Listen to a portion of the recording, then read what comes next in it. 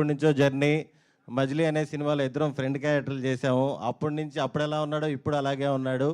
తను చేసిన అన్ని సినిమాల్లో కల్లా ఇది చాలా కమర్షియల్ సినిమా, చాలా మంచి సినిమా అవుతుంది కోరుకుంటున్నాను.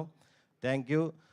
ఈ సినిమా ఇంత వైబ్ రావడానికి మెయిన్ రీజన్ బన్నీవాస్ గారు, వంశీ నందిపాటి గారు.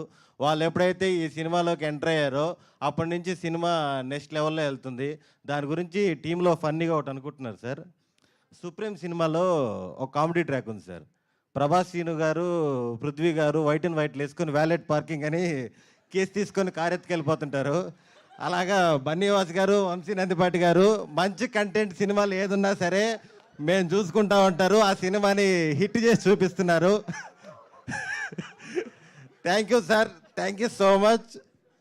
ఎవరైనా మర్చిపోయి ఉంటే సారీ.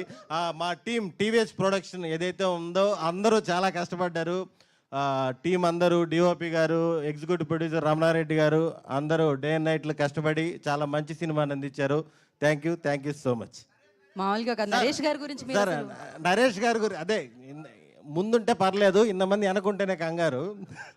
నరేష్ గారు 2026లో ఫుల్ నవ్వులతో స్టార్ట్ అయ్యామంటే అది నరేష్ గారితోనే.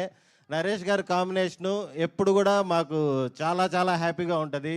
ఆయన ఒక లెజెండరీ యాక్టరు. ఎంత పెద్ద యాక్టర్ అయినా సరే ఆయన పక్కన చేసేటప్పుడు అంత కంఫర్ట్ ఇస్తారు. ఆయనతో చేయడం, ఆయన సినిమాలతో ఉండడం చాలా చాలా సంతోషంగా ఉంది. ఈ సినిమాలో నరేష్ గారు వచ్చినప్పుడల్లా థియేటర్ ఊగిపోతుంది, అసలుకి మామూలుగా ఉండదు. Thank you sir. Thank you. మీకు హే భగవాన్ మూమెంట్ అంటే ఏం చెప్తారు మీరు? హే భగవాన్ మూమెంట్ ఎస్, యాక్చువల్గా 2026 అంటే ఉదయం లేగానే రీల్స్ వస్తున్నాయి. ఎస్ లెటర్తో ఉన్నవారందరూ ఈ సంవత్సరం అద్భుతమైన ఫలితాలు చూస్తారు అని. మళ్ళీ నైట్ నిద్రపెట్టేప్పుడు కేజీఎఫ్ రీల్స్ వస్తున్నాయి. ఆ పిచ్చోడు చెప్పేది ఒక్కసారైనా నిజమైతే బాగుండు అని. మార్పులు రావట్లేదు, మార్పులు వస్తాయని కోరుకుంటున్నాను 26. థ్యాంక్ యూ అండి.